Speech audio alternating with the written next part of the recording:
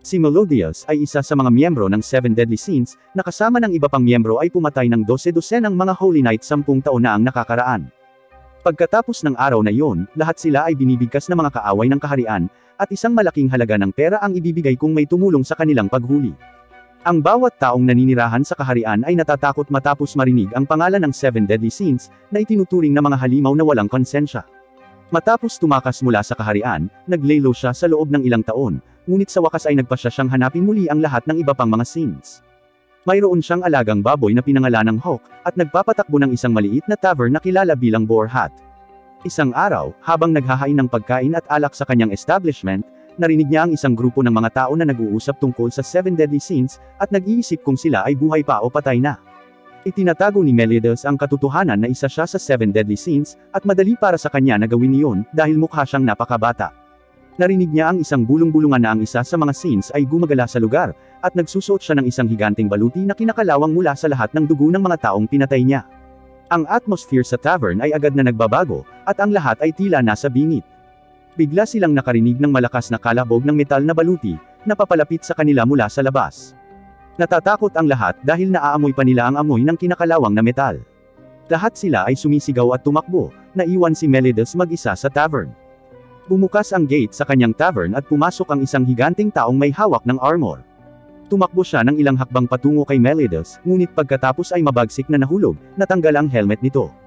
Nagulat si Meliodas nang makitang ang nakasuot ng armor ay isang magandang babae na may puting buhok, na mukhang pagod na pagod.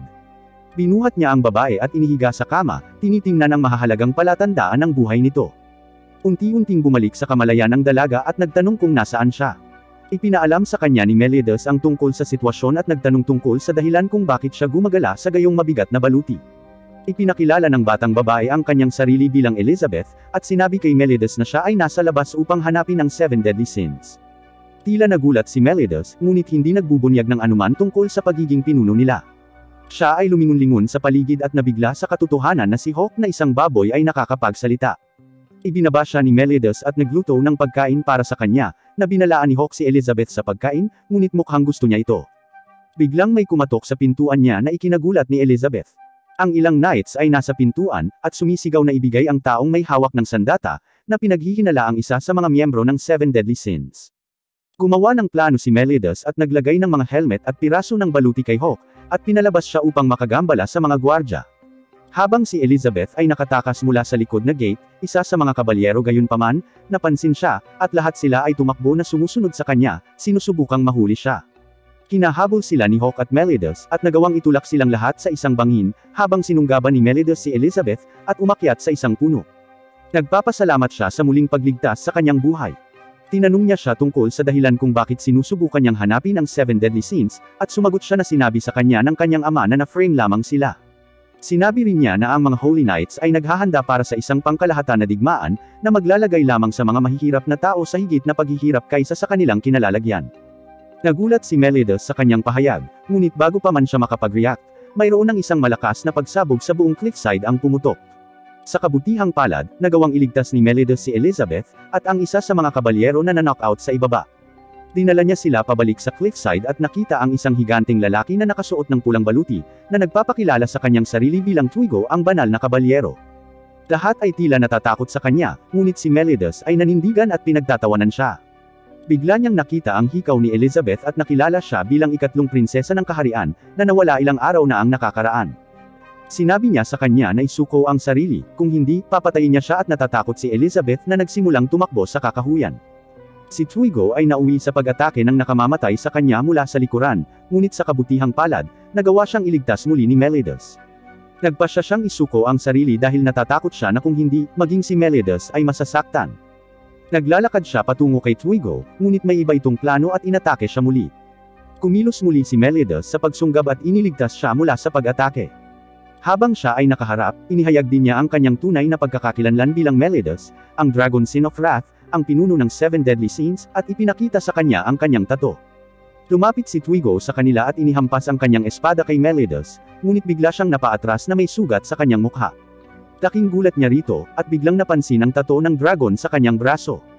Siya ay natakot sa kanyang mga nakikita, at nagpasya na atakihin siya muli, ngunit ginagamit ni Melides ang kanyang espesyal na kakayahan na tinatawag na full counter, na nagre-reflect sa anumang pisikal na pinsala na pinapatama sa kanya. Si Twigo ay agad na natangay, at ang kanyang baluti ay nabasag sa ilang piraso. Ang natitirang mga kabalyero ay mabilis na tumakbo kay Twigo upang tulungan siya, habang tinawag ni Melides ang ina ni Hawk, na lumabas na isang higanteng baboy kung saan ang buong tavern ay itinayo. Hinawakan ni Melides si Elizabeth at sabay silang sumakay dito. Sinabi sa kanya ni Melides na makikipagkita rin naman siya sa lahat ng scenes para sa ilang misyon, kaya pwede siyang samahan nito, at tumulong sa tavern. Masayang sumang-ayon si Elizabeth at nagsimula ang kanyang paglalakbay kasama ang Dragon Sin of Wrath, si Melides, ang pinakamalakas sa lahat ng scenes. Si Melides ay nasa tabi ni Elizabeth, nagsimula ng kanyang paglalakbay at hindi nagtagal ay nakarating sa kanyang unang destinasyon, na isang maliit na bayan ng Nayon na tinatawag na Vanya. Ang bayang ito ay sikat sa alak nito, at nakuha ni Melides ang lahat ng ginagamit niya mula sa lugar na ito. Ipinaliwanag niya kay Elizabeth na ang lugar na ito ang may pinakamalinis na supply ng tubig, at iyon ang dahilan kung bakit dalisay at matamis ang kanilang karne. Habang naglalakad sa paligid ng Nayon, nakita nila ang isang malaking pulutong ng mga lalaki. Nang dumaan sila sa kanila, nakita nila ang isang espada na nakatusok sa lupa. Ipinaliwanag ng elder ng Nayon na ilang araw na ang nakalipas, isang banal na kabalyero ang dumating sa kanilang Nayon at uminom ng kanilang alak. Pagkatapos uminom gayunpaman, hindi lamang niya ito nagustuhan, ngunit ininsulto din niya ang kanilang craft, at inihambing ito sa tae ng kabayo. Ang isa sa mga batang Nayon ay nakipaglaro sa kanya para ipaghiganti ang insulto. Naglagay siya ng surot sa isa sa kanyang mga inumin, at dahil sa galit, inilabas ng knight ang kanyang espada at inilagay ito sa lupa, na tuluyang tumigil sa supply ng tubig. Biglang, isang batang lalaki na nagngangalang Mid ang lumabas sa karamihan, at lumalabas na siya ang naglagay ng surot sa inumin ng banal na kabalyero, at sinasabing ang kanyang ginawa ay ganap na makatwiran. Sinimulan siyang punahin ng mga taga-Nayon, at ang iba pang mga bata ay nagsimulang magbato sa kanya. Mabilis siyang nakuha ni Melides at dinala siya pabalik sa kanyang tavern, kung saan siya ay pinakain at humingi ng higit pang impormasyon sa buong sitwasyon. Gayunpaman, biglang narinig nilang lahat ang isang grupo ng ingay na nagmumula sa Nayon, at nagmamadali si Mid upang makita kung ano ang nangyayari. Tila, dalawang kabalyero ang dumating sa sentro ng bayan, at inihayag na kung hindi maalis ang espada sa paglubog ng araw, ang buwis na ipinapataw sa kanila ay mapaparami ng 10 beses. Ang buong Nayon ay umuungol sa pagtutol, na sinasabing ang paggawa ng alak ay ang kanilang trabaho at ngayon ay hindi na nila magagawa iyon, kaya paano sila magbabayad ng buwis? Ang mga kabalyero gayunpaman ay tila walang pakialam sa alinman sa mga ito, at lumipat sa gilid, umiinom ng higit pa sa alak ng Nayon. Tumakbo si Mid patungo sa espada at sinimulang alisin ito ng buong lakas. Noong una, sinabihan siya ng ilang taga-Nayon na umalis at lumayas dahil siya ang dahilan kung bakit dumating sa kanila ang kalamidad na ito, ngunit nagsalita ang elder ng Nayon mula sa panig ni Mid, at sinasabing ang bawat taga-Nayon ay gustong maghiganti noong ang Holy Night ay ininsulto ang kanilang craft, ngunit si Mid lang ang may lakas ng loob na kumilos dito. Binago nito ang isip ng mga taga-Nayon at isang grupo ng mga lalaki ang lumapit sa espada, itinali ito ng mga lubid, at pagkatapos ay sinubukang hilahin ito palabas ng lupa. Umupo sa gilid ang knights at patuloy na tumatawa sa kalagayan ng taga-Nayon, habang naputol ang lubid at nahuhulog ang lahat. Gayunpaman, biglang dumating si Melides sa pinangyarihan at dumiretso sa espada, kinuha ito ng napakadali. Ang bawat isang tao ay nabigla ng hindi maintindihan habang kinukuha ni Melides ang espada, at itinapon ito sa harap ng mga kabalyero, na sinasabi sa kanila na lumayas. Ang mga taga-Nayon ay nagagalak ng makuha ng mga kabalyero ang espada at mabilis na tumakbo. Nang gabing iyon, ang buong Nayon ay nasa tavern, nagdiriwang ng kanilang tagumpay laban sa pang-api ng mga banal na kabalyero, nang biglang, naramdaman ni Melides na may kakaiba. Pumunta siya sa labas ng tavern kung saan nakaupo si Elizabeth sa liwanag ng buwan. Tumingon-lingon siya sa paligid at biglang may nakitang nagniningning na sibat na paparating sa kanya sa napakabilis na galaw. Hinawakan niya ang sibat, ngunit nahila siya ng momentum kasama ang sibat, at bumagsak siya sa isang bangkos ng mga bahay bago niya mabawi ang kanyang balanse, at ibinalik ito ng may matinding puwersa. Sa oras na iyon, isang grupo ng mga taga-Nayon ang nagsimulang mag-ipon malapit sa kanila, at sinabi sa kanila ni Melides na kailangan niyang umalis, kung hindi, sila ay patuloy na aatake. Iminumungkahi ni Elizabeth na pumunta sa kagubatan ng mga panaginip kung saan walang sinuman ang nangahas na makipagsapalaran sa hindi kilalang dahilan, at nagpasya si Melides na ito na ang kanilang susunod na destinasyon, at simula ng susunod na bahagi ng kanilang paglalakbay. Kinabukasan, parehong pumasok sina Melides at Elizabeth sa puting kagubatan ng panaginip, na ganap na natatakpan ng makapal na hamog, na ginagawang imposibleng makakita ng malinaw. Habang naglalakad, nagsimula silang makarinig ng mga boses, at bigla na lang, isang grupo ng mga kamukha ni Hawk ang lumitaw sa paligid ng tunay. Naghalo-halo ang lahat at ngayon ay hindi malaman ni Melidas o ni Elizabeth kung alin ang totoo. Lahat sila ay kumikilos na hindi kapani-paniwalang magkatulad, at sila ay nagsasalita at kumikilos tulad ng totoong Hawk. Para malaman ang tunay, sinugod sila ni Melidas at tinamaan silang lahat sa ulo, ngunit dahil maraming beses na natamaan ang totoong Hawk, iba ang kinikilos niya, at nalaman ni Melidas kung sino ang tunay. Biglang lumitaw ang isang buong grupo naman ni Elizabeth, at nagsimula silang magsalita ng pangalan ni Melidas. Siya ay lubos na nalilito dahil silang lahat ay pare-pareho ang hitsura at pag-uugali. Sinubukan nilang lahat na tumalon sa kanya, ngunit mabilis siyang tumalon sa isang sanga ng puno at sinabihan silang gawin ang kanyang sinabi. Pinagagawa niya silang lahat ng maraming bagay bago niya sabihin sa kanila na tumalon sa hangin. Ang bawat Elizabeth ay tumatalon sa himpapawid bukod sa isa, na mabilis na kinilala ni Melidas bilang si Elizabeth dahil alam niyang hindi siya isang napakahusay na atleta. Agad niya itong hinawakan, at ang natitira sa Elizabeth ay naging maliliit na halimaw na mukhang troll, na mabilis na tumakas sa malalim na kagubatan. Si Melidas at ang natitira ay sumunod sa kanila, at nakarating sa isang higanteng batang babae na natutulog sa kagubatan. Mabilis siyang ginising ng mga troll, na sinasabing may nakapasok sa lugar.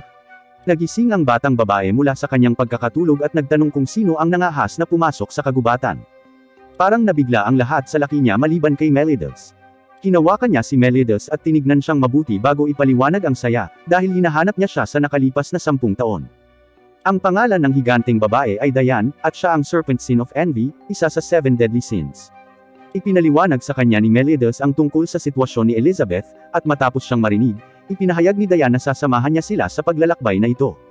Si Melidas ay labis na natutuwa tungkol dito, ngunit biglang, ang mga madilim na ulap ay nagsimulang mabuo sa ibabaw ng mga ito, at isang loop ng kidlat ang nagbubuklod sa kanilang lahat bago tumama ang kidlat, at biglang, isang may kulay rosas na buhok na lalaki ang lumabas mula rito. Dahan-dahan siyang naglakad patungo sa kanila, sinasabing sa wakas ay natagpuan na niya ang mga sins. Mukhang nakilala siya ni Elizabeth at tinawag siyang Jill. Sinabi niya sa kanya na iwanan siya mag-isa. Nang tanungin ni Melidas kung kilala niya ito, sinagot niya na si Jill ay anak ng yumaong Grandmaster na si Zartros na namatay at dating kasama niya sa palasyo. Biglang naalala ni Melidas ang tungkol sa isang bata na tinuturuan niya noon ng sword fighting, at napagtanto niyang si Jill yon. Tumawag siya sa kanya at nagtanong kung kumusta na siya, at hindi niya ito nakita sa nakalipas na 10 taon, at sa panahong iyon, medyo lumaki na si Jill. Sinabihan ni Jill si Melidas na tumahimik dahil wala siya rito para makipag-usap. Lumapit siya sa kanya at tinanong kung bakit niya pinatay si Zartros, ang kanyang ama. Biglang tumahimik si Melidas. Tumingin siya kay Jill at ipinahayag na halos hindi niya naaalala ang anumang nangyari 10 taon na ang nakakaraan. Hindi naniniwala si Jill sa kanya, ngunit inulit ni Melidas na ang natatandaan lang niya ay siya at ang iba pang mga sins ay bumalik mula sa isang ekspedisyon upang magulat kay Zartros. Ngunit nang buksan nila ang kanyang mga silid, siya ay ibinaon sa maraming sibat, at nakitang patay na. Bago nila maproseso ang lahat, maraming sumigaw mula sa labas, at sa sandaling tumingin sila sa labas, nakita nila na napakalaking bilang ng mga banal na kabalyero ang nakapalibot sa buong kastilyo. Alam ng mga sins na may mali at nagpasya silang mabilis na maghiwalay, at pumunta sa magkahiwalay na direksyon bago sila muling magkita. Ngunit bago pa makaalis si Melidas, siya ay napawalan ng malay ng hindi kilalang salarin. At sa susunod na paggising ni Melidas, nasa isang hindi kilalang tavern siya. Tumanggi si Jill na maniwala sa kanya, at sinabi sa kanya na papatayin pa rin niya si Melidas. Si Melidas naman ay tumingin kay Diane, at sinabihan itong lumayo sa laban na ito bago siya simpleng kumawala sa mga tanikala na kidlat. Mukhang nagulat si Jill dito, ngunit hindi nagtagal ay sumunod si Diane at naputol ang mga tali nito ng ganoon kadali. Ang mga pahayag ni Melidas na madali nilang maputol ang mga tali kung kailan nila gusto, ngunit nais niyang pakinggan muna siya. Inilabas ni Jill ang kanyang espada at sinubukang salakayin si Melidas, ngunit kinontra lang niya ito. Naglaho si Jill at lumilitaw sa likod ni Melidas upang subukan at atakihin siya mula sa likuran, ngunit mabilis na naiwasan ni Melidas ang pag-atake, habang sinusubukan ni Jill na mag-follow up. Pareho silang tumalon sa himpapawid, ngunit si Jill ay nakakuha ng kalamangan at nakatama sa isang napakalaking pag-atake, na naghagis kay Melidas pababa sa lupa. Bumangon siya, ngunit bago niya mabawi ang kanyang balanse, lumitaw si Jill sa kanyang likuran at hiniwa siya sa likod. Bumagsak si Melidas na parang manika na may dugong umaagos mula sa kanya, at mahina siyang nagtanong tungkol sa kalagayan ng iba pang mga sins. Sumagot si Jill na ang isa sa mga sins ay namatay, isa sa kanila ay nasa bilangguan, at 3 sa kanila ay nawawala pa rin. Si Melidas ay nakakagulat na bumangon, at nagpapasalamat kay Jill sa kanyang impormasyon. Si Melidas at ang iba pa ay nagsimulang maglakbay patungo sa susunod na lungsod, kung saan matatagpuan ang bilangguan sa base, at sa daan, Sinabi ni Melides na siya ay nasurpresa na si Ben, ang Fox Sin of Greed ay nahuli, at nasa isang bilangguan pa rin. Naniniwala siya na sa kanyang mga kakayahan, madali siyang makatakas kahit kailan niya gusto, ngunit naaalala niya na ang kulungan ng bitag ay kilala bilang ang pinakamatibay na bilangguan hanggang sa kasalukuyan. Medyo nahihilo si Melides dahil sa sugat na natamo niya, dahil hindi pa rin nila ito ginagamot, kaya sinabi niya sa iba na matutulog muna siya sa loob. Ngunit nang sundan siya ni Elizabeth, nadatna niya itong nakahiga sa sahig at walang malay na may dugong umaagos mula sa kanya. Si Diane, nang walang iniisip na anuman, ay humawak kay Melides, at tumakbo sa bayan, humihingi ng tulong sa mga tao ng bayan. Ngunit dahil siya ay isang higanteng babae, lahat ay natatakot, at tumatakbo palayo sa kanya. Si Elizabeth ay tumakbo palapit sa kanya at sinabihan siyang manatili rito habang naghahanap sila ng doktor, ngunit tumanggi siya, sinabing alam niyang gusto niyang tulungan si Melides. Bagamat may luha sa kanyang mga mata, napagtanto niyang hindi niya ito matutulungan sa ganitong paraan, at ang tanging magagawa niya ngayon ay protektahan siya mula sa sinumang umaatake. Sinabi niya kay Elizabeth na mahigit 10 taon na ang nakalilipas, habang naglalakbay siya sa kanayunan, hinarang siya ng isang grupo ng mga kabalyero mula sa kaharian, na nagsimulang pagtawanan siya, at sinabi sa kanya na hindi siya makakadaan sa kalsada. Madali lang sana niya silang tapusin, ngunit biglang sumulpat si Melides at pinarusahan ang mga gwardya dahil sa pagtutulungan para sa isang babae. Naaalala niya na ito ang unang pagkakataon na may tumayo para sa kanya, kahit na mas maliit ito sa kanya. Binaliwala ng mga gwardya si Melides, kaya napagtripan niya ang mga ito, at pagkatapos nilang tumakas, tumalikod siya para tanungin si Diane kung natakot siya. Sinabi ni Diane kay Elizabeth na iyon ang sandaling iyon nang ipinangako niya sa sarili na lagi niya itong paprotektahan, anuman ang mangyari. Hinayaan niyang tumakbo si Elizabeth sa bayan at humanap ng doktor, at inihiga si Melides sa kama para gamutin. Nagulat ang doktor sa dami ng pinsalang natamo ni Melides, at binanggit kung gaano ito isang himala na siya ay buhay pa. Gumawa siya ng concoction at pinakain ito kay Melides, at sinabi niya sa iba na umupo sa tabi niya kung sakaling magising siya. Gayunpaman, si Diane ay may iba pang mga plano at nagpasya na siya ay pupunta sa bilangguan ng mag-isa, ngunit bago siya makapunta, pareho sila ni Elizabeth na napansin ang isang malaking kayig ng mga surot na papalapit sa lungsod. Sa sorpresa ni Elizabeth, yumuko si Diane at nagsimulang sumigaw na natatakot siya sa mga insekto, habang ang mga insekto ay nagsimulang magpaulan ng asido.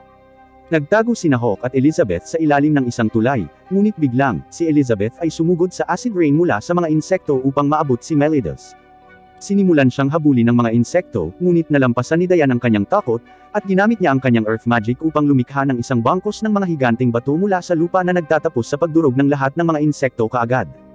Pagkatapos ay tumalon si Diane at nagmamadaling tumakbo patungo sa bilangguan, habang si Elizabeth ay pumasok sa bahay ng doktor, nakaupo sa tabi ni Melides.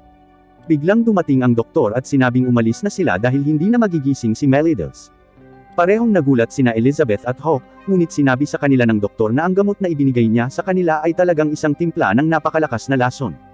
Biglang, isang hindi nakikitang boses ang bumati sa kanya, at isang banal na kabalyero ang lumitaw sa likod ni Elizabeth. Humihingi siya ng paumanhin para sa paggamit ng mga taktika ng panlilinlang upang patayin si Melides, at ipinakilala ang kanyang sarili bilang Gorgias. Sinabi niya sa kanya na pumunta siya dito upang kunin siya pabalik dahil hinahanap siya ng buong kaharian. Tinanggal ni Gorgias ang kumot ni Melides, at napansin niyang hawak pa rin niya ang kanyang sirang espada. Iniisip niya na kukunin niya ang espada para sa kanyang sarili bilang pamana, at ang trepeo para sa pagpatay sa kapitan ng 7 Deadly Sins. Ngunit nang sinubukan niyang kunin mula sa mga kamay ni Melides, ay hindi niya magawa. Patuloy niyang sinusubukan at ginagamit ang kanyang buong lakas, at pagkatapos ay naaagaw niya ito sa mga kamay ni Melides. Ngunit biglang tumayo si Melides at hinawakan muli ang espada, na ikinagulat ng lahat. Si Gorgias ay natakot sa kanya, at tumakbo sa bintana. Si Melides at ang iba pa ay sumusunod sa kanya at nagagawang makorner siya sa mga lansangan. Itinaas ni Gorgias ang kanyang mga kamay sa hangin na nagkukunwaring pagsuko habang naghagis na siya ng ilang mga espada sa hangin habang nakataas ang kanyang mga kamay, ngunit nakikita ni Melides ang kanyang walang kwenta na mga panlilinlang, at madaling makapagtanggol laban sa kanila. Biglang lumitaw ang doktor sa dulo ng kalye, at sumigaw kay Gorgias na pakawalan ang kanyang anak na babae na hindi masaktan, dahil nagawa na niya ang ipinagagawa niya sa kanya. Biglang nawala si Gorgias at lumitaw sa likod ng doktor, sinaksak siya sa likod. Tumakbo si Elizabeth patungo sa naghihingalong doktor at sinubukang tulungan siya, kahit na sinabihan siya ni Melides na manatili.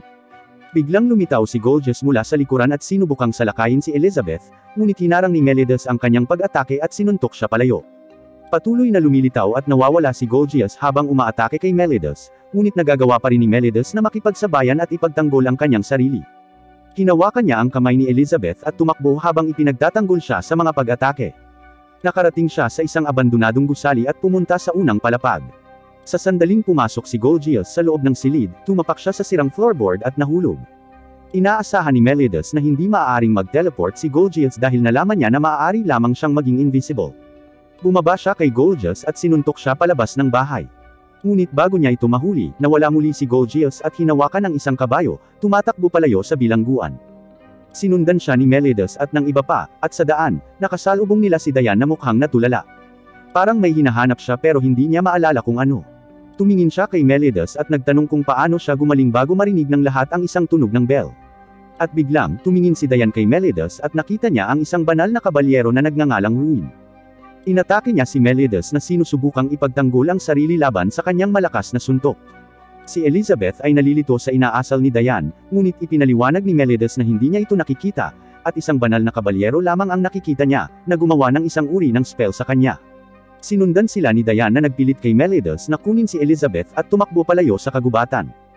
Sa daan, nakita niya ang isang pastol at ang kanyang anak na naglalakad, at sinisigawan niya sila na tumakbo rin, kung gusto nilang mabuhay. Sa kabutihang palad, lahat sila ay nakapagtago sa likod ng isang maliit na bangin, at nagpasya si Meliadus na harapin si Dayan ng direkta. Pumunta siya sa harap niya upang subukan at mga tuwiran, ngunit biglang, narinig niya ang isang kampana at isang higanting banal na knight ang lumitaw sa harap niya, na nagpapakilala sa kanyang sarili bilang Ruin. Tinanong ni Meliadus kung nasaan si Dayan, ngunit hindi siya sumagot, sa halip ay sinimulan siyang salakayin. Mula sa pananaw ni Elizabeth, napagtanto niya na kahit si Meliadus ay nahuli sa parehong spell, habang sinisimulan niyang labanan si Dayan. Si Dayan at Meliadus ay nagsimulang maglaban ng totoo, at si Elizabeth at ang iba ay napilitang tumakbo dahil hindi sila nakikita ni Meliadus o ni Dayan, kaya napakapanganib na manatili sa paligid nila habang sila ay nakikipaglaban. Ipinagpatuloy ni Meliadus at Dayan ang kanilang mapangwasak na labanan habang sinusubukan ni Elizabeth na protektahan ang bata, at biglang, narinig nilang muli ang bell, at parehong bumalik sa kanilang katinoan sina Meliadus at Dayan. Tila nalilito sila kung saan napunta ang banal na kabalyero, ngunit natutuwa silang makita ang isa't isa. Bago pa man sila makapag-regroup, muling narinig ang tunog ng bell. At muli silang nakulong sa isang ilusyon kung saan pareho nilang nakita ang isa bilang banal na kabalyero, at sinimulan muli ang kanilang laban. Biglang lumitaw ang isang bagong Holy Knight na nagpakilala bilang Frisia. Sinasabi niya na siya ang nagpadala ng kawon ng mga insekto sa bayan. Ang maliit na batang shepherd ay natakot at nagsimulang tumakbo palayo, at inilagay ni Frisia ang lahat ng kanyang mga insekto sa kanya. Ang mga insekto ay bumubuo ng isang higanting buhawi sa paligid niya at naghahanda sa pag-atake sa kanya, ngunit nakakagulat, si Elizabeth ay lumakad ng diretso sa buhawi, na walang kabuluhan na nasugatan sa proseso. Sa wakas ay naabot niya ang bata at sinubukang aliwin ito, ngunit sa kanyang pagtataka at pagkasuklam, ang bata ay nagbago sa banal na kabalyero na si Ruin. Pinagtatawanan siya nito sa pagiging walang muwang at sinisipa siya sa bituka.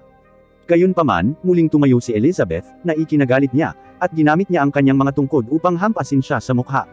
Bigla, napansin niyang nawawala ang bell sa kanyang staff, at napagtanto niya na habang tinatamaan, nagawa ni Elizabeth na kumalas ang bell sa staff, na sinira ang spell kina Dayan at Meliadus. Naglakad siya patungo kay Elizabeth na galit sa kanya at sinubukang suntukin siya habang siya ay nasa lupa. Sa kabutihang palad, si Meliadus ay dumating doon sa tamang oras at hinawakan ang kanyang braso at pinipihit ito. Kinampas ni Ruin si Meliadus ng isang tungkod ng maraming beses, at pagkatapos ay hinawakan ang kanyang katawan pataas mula sa lupa. Isang beses lang siyang sinuntok ni Meliadus sa mukha, na nagpasabog sa kanya sa pader ng kulungan, habang si Dayan ay hinaharap si Frisia para turuan siya ng leksyon. Si Meliadus ay naglalakad sa gitna ng mga kabalyero, na nabigla nang makita si Ruin sa ganoong masamang kalagayan. Lumapit si Meliadus sa kanya at sinuntok siya ng malakas sa sikmura, na nabasag ang kanyang mabigat na panlabas na baluti, na ikinagulat ng lahat. Gayunpaman, bumangon muli si Ruin at buong pagmamalaking sinabi na ang kanyang mga kalamnan ay ang kanyang tunay na sandata, na nagpapakita ng kanyang washboard abs, na tiyak na natural na nakukuha niya nang hindi gumagamit ng anumang mga steroid tulad ng iba pang fitness influencers ngayon. Gayunpaman, si Meliadus ay walang oras para sa kagaguhan na ito, at muling sinuntok siya ng diretso sa bituka. Sa pagkakataong ito, si Ruin ay nagsimulang dumugo mula sa kanyang mukha at namatay sa isang iglap. Dinala ni Dayan si Elizabeth sa kanyang backpack at sinabi kay Meliadus na ang anak na babae ng doktor ay nakatago din sa loob ng bilangguan. Pumasok silang lahat sa loob. Nahanap nila ang selda at hinawakan ni Dayan ang babae, inilagay sa tabi ni Elizabeth, nang bigla silang makarinig ng mga yabag sa likuran nila. Isang matangkad na figure ang natanaw, na agad na kinilala ni Meliadus bilang Ben, at tila sila ay matalik na magkaibigan. Siya at si Ben ay labis na nasisiyahang makita ang isa't isa, at nagsimula silang maglaro sa paligid, paghagupit sa isa't isa at pakikipagbuno sa braso. Nagiging matindi ang kanilang pakikipagbuno sa braso na nauwi sa pagbagsak ng buong base prison, na sinasabing ang pinakamatibay na bilangguan na naitayo kailanman. Lahat sila ay lumabas sa bilangguan at bumalik sa bayan upang dalhin ang anak na babae pabalik sa kanyang lugar, nang mapansin nila na kahit papaano ay buhay pa ang doktor, at gumaling na sa kanyang sugat. Tuwang-tuwa siyang makita ang kanyang anak at labis na humingi ng tawad kay Meliodas dahil sa paglason sa kanya, at pinatawad siya ni Meliodas. Ginamot ng doktor si Elizabeth, at pinahiga nila siya. Sa gabi, ang doktor ay nag-host ng isang higanteng party para sa kanilang lahat, kung saan umiinom sila ng maraming alak, kumain ng masarap na pagkain bago maghanda para sa mga pakikipagsapalaran sa hinaharap. Si Meliodas at ang iba pa ay naghanda upang pumunta sa susunod na lungsod, na siyang huling kilalang lokasyon ni King, ang Bersin of Sloth. Kilala ang bayan bilang Necropolis, at hindi gaanong bumibisita doon dahil sa mga masasamang tsismis tungkol sa lugar na pinagmumultuhan ng mga multo at espiritu. Naaalala ni Ben ang mga araw noong bata pa siya at gustong gumawa ng pangalan para sa kanyang sarili. Kaya't siya ay pumasok sa mahiwagang kagubatan, kung saan nabalitaan na sa tuktok ng isang puno ng buhay, ang isang baso ng elixir, na kung inumin mo, ay magbibigay sa iyo ng walang hanggang kabataan. Inakyat niya ito at nakita ang bukal ng eternal na kabataan, ngunit bago niya ito maabot, nakilala niya ang espiritu ng puno, na siyang dapat na magpoprotekta sa elixir. Pinasabog niya siya gamit ang kanyang mahika, ngunit si Ben ay bumangon at muling umakyat. Patuloy niyang pinasabog siya ng kanyang mahika, ngunit paulit-ulit siyang bumabalik, at sa huling pagkakataon, inilabas niya ang kanyang mga nunchuck at ginamit ang mga ito para magnakaw ng isang baso ng elixir. Bago niya ito mainom, ginamit ng batang babae ang kanyang mahika upang makagawa ng isang bangkos ng mga tangkay na humawak kay Ben, at naibalik niya ang baso. Tumingon ito sa kanya at tinanong kung bakit siya nandito. Sumagot si Ben na gusto niyang tikman ang elixir dahil narinig niya na ang lasa nito ay kamangha-mangha. Tinanong niya siya kung bakit gusto niya ang eternal na kabataan, gayong maaari itong magdulot ng buhay na puno ng kasawian, at hinding-hindi mo ito maaalis. Ngunit muli siyang tumugon na ayaw niya ng buhay na walang hanggan, at gusto lang niyang malaman kung ano ang lasa nito. Ang dalaga ay hindi naniniwala sa kanya at ginagamit ang kanyang kakayahan sa pagbabasa ng isip upang makita kung ano ang nangyayari sa kanyang isipan. Ngunit sa kanyang pagtataka, talagang iniisip lang ni Ben ang lasa nito, at naghahanda siyang bumalik ng walang dala. Pinakawalan siya ng dalaga at ipinakilala ang sarili bilang si Elaine, ang espiritu ng kagubatan at ang santo na nagpoprotekta sa fountain. Si Ben at siya ay nagtapos sa isang napakatibay na pagkakaibigan na magkasama, na umiibig. Ngunit isang araw, lumitaw ang isang higanteng demonyo at sinimulang sirain ang buong kagubatan. Sinubukan ni Ben na ipagtanggol, ngunit kapwa sila ni Elaine ay nasugatan sa moral at nakahiga sa sahig, na palapit ng palapit sa kamatayan. Dinala ni Elaine ang elixir at sinabihan si Ben na inumin ito at mabuhay. Ngunit tumanggi si Ben at pinilit siyang inumin ang elixir habang siya ay nakahiga doon, namamatay. Sa sobrang sorpresa niya, hinalikan ni Elaine si Ben at inilipat ang lahat ng likido sa kanyang bibig, nagbigay sa kanya ng eternal na kabataan, ngunit namamatay ang kanyang sarili sa proseso. Ilang taon na ang nakalipas mula nang mangyari iyon, ngunit hindi pinatawad ni Ben ang kanyang sarili. Sa kasalukuyan, nagising siya at lumabas upang makakuha ng ilang impormasyon tungkol sa lugar. Nakikita niya ang isang maliit na batang babae na bumagsak dahil sa kanyang kahinaan. Mabilis niyang hinawakan ang babae at sinimulang alagaan, ngunit inatake siya ng kanyang kuya. Tinatanggal lang ni Ben ang mga spike sa kanyang katawan, at sinabihan ng kapatid na alagaan ang kanyang kapatid na babae, dahil siya ay napakahina dahil sa hindi nakakakuha ng sapat na pagkain. Humingi ng tawad ang bata sa kanya at nangakong aalagaan siya ng mas mabuti, ngunit biglang, isang ibang batang lalaki na tila nakakakilala kay Ben ang nagtulak ng kanyang sibat sa kaloob-looban ng dibdib ni Ben, at mahinahong nagtanong sa kanya tungkol sa kanyang araw. Si Ben ay nakatayo roon na walang kibo at mahinahong nagtanong sa kanya kung sino siya, na sinagot ng bata na siya ay isang taong lubos na kilala ni Ben. Lumipad siya sa hangin at nagsimulang magpahiwatig tungkol sa pagkamatay ni Elaine, at kung paanong kasalanan ni Ben ang lahat. Si Ben ay nagsimulang magalit dito at hiniling na malaman kung sino ang batang lalaki, ngunit ang batang lalaki ay nanatiling misteryo hanggat maaari, sinusubukang pagalitan si Ben. Sumakay siya sa sibat at sinubukang atakihin si Ben, ngunit dalubhasa siyang umiwas at sinubukang suntukin ang bata, ngunit nabigo. Pagkatapos ay ipinadala ng bata ang kanyang sibat upang salakayin si Ben, ngunit nagagawa niyang iwasan ang bawat pag-atake. Sa wakas ay nagpasya si Ben na gamitin ang kanyang mga kakayahan at naging seryoso, ngunit nag-ambala ito ni Meliodas, na nagtanong sa kanya tungkol sa kanyang araw. Sumagot si Ben na iniisip niya ang sarili niyang negosyo nang biglang dumating ang batang ito at sinimulan siyang salakayin. Parehong tumingin sina Meliodas at Diane sa bata at sabay na bumulalas na siya si King, ang kanilang Sin of Sloth. Hindi makapaniwalang nakatingin si Ben sa kanila dahil si King ay dating matabang lalaki, hindi isang batang lalaki. Parehong sigurado sina Diane at Meliodas tungkol dito, at tinawag siya, ngunit nagpa siya si King na lumipad nang hindi nagsasabi ng isang salita, na nakalilito sa kanilang lahat. Bumalik si Ben sa tavern at ibinalik din niya ang dalaga at ang kanyang kapatid para pakainin sila ng masarap na pagkain na niluto niya. Gustong-gusto ng lahat ang kanyang pagkain at pagkatapos ay nagtanong siya tungkol sa necropolis, at kung narinig na ba ito ng mga bata. Ang maliit na batang babae ay tumugon na ang mga tao ngayon ay nag-iisip na ito ay isang alamat at pamahiin lamang, ngunit ang matandang lalaki na nakatira sa tabi ng kanyang bahay ay sinabi noon na upang makapasok sa necropolis at makipag-ugnayan sa mga patay, kailangan mong ibahagi ang isang napakalakas na alaala sa kanila, na kung saan ay magti-trigger ng pasukan. Kiniling ni Ben na gabayan siya sa pasukan, na masaya nilang ginagawa.